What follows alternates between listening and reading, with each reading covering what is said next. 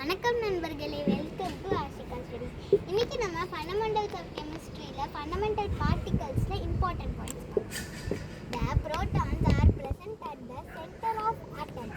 The center is called nucleus. அப்படின்னா ரொம்ப simple தான். நம்ம நேற்று ஃபண்டமெண்டல் பார்ட்டிகல்ஸில் 3 பார்ட்ஸ் படித்தோம் இல்லையா? அதில் ப்ரோட்டான்ஸ் வந்துட்டு அந்த ஆட்டமில் நடு சென்டரில் இருக்குது. அந்த நடு சென்டரில் இருக்கிறதுக்கு பேர் தான் நியூக்ளியஸ்னு சொல்கிறாங்க. அந்த நியூக்ளியஸ்குள்ள தான் protons. The electrons are present at the border of atom. அந்த பார்டர், அந்த ஆட்டமோட பார்டர்ல தான் அந்த எலக்ட்ரான்ஸ் வந்துட்டு இருக்கு. The neutrons are present in the nucleus. நான் சொன்னேன்ல, ப்ரோட்டான்ஸ் வந்துட்டு நடு சென்டர்ல இருக்கிற நியூக்ளியஸ்ல இருக்குன்னு சொல்லிட்டு, அதே நியூக்ளியஸ்ல தான் இந்த நியூட்ரான்ஸும் இருக்கு. In a neutral atom, number of positive charges, number of negative charges are equal. அப்படின்னா பாசிட்டிவ் சார்ஜஸும் நெகட்டிவ் சார்ஜஸும் ஒரு ஆட்டமில் ஈக்குவலாக இருக்கிறதுக்கு பேர் தான் நியூட்ரல் ஆட்டம். இப்போ இதுக்கான எக்ஸாம்பிளாக நான் வந்துட்டு டயக்ராமில் சொல்கிறேன். இப்போ 4th டாபிக் போகலாம். அது வந்துட்டு geometrical representation of atom. Element diagram 2 இருக்குது.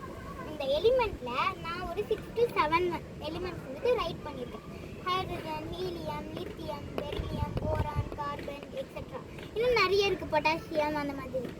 இப்போ டயக்ராம் வந்தீங்கன்னா ஹைட்ரஜன், இந்த ஹைட்ரஜனை நியூட்ரல் ஆட்டம்னு நான் சொல்லுவேன். ஆல்ரெடி சொல்லியிருந்தேன். ஏன்னு பார்த்தீங்கன்னா இங்கே பார்த்தீங்கன்னா நமக்கு பாசிட்டிவ் சார்ஜஸ் தேவை, நெகட்டிவ் சார்ஜஸ் தேவை இல்லையா? இந்த டைமில் நமக்கு இந்த 0 சார்ஜஸ் வந்துட்டு தேவையில்லை. ஸோ இது ரெண்டும் தான் நம்ம பார்க்கணும். பாசிட்டிவ் சார்ஜஸ் வந்துட்டு 1, நெகட்டிவ் சார்ஜஸ்னும் வந்துட்டு 1.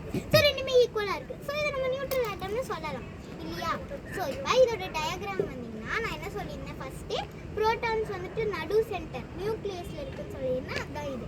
இந்த நியூக்ளியஸில் ப்ரோட்டான்ஸ் இருக்குன்னு சொல்லியிருந்தேன், நியூட்ரான்ஸ் இருக்குன்னு சொல்லியிருந்தேன். அதோட பார்டரில் எலக்ட்ரான்ஸ் இருக்குன்னு சொல்லியிருந்தேன்.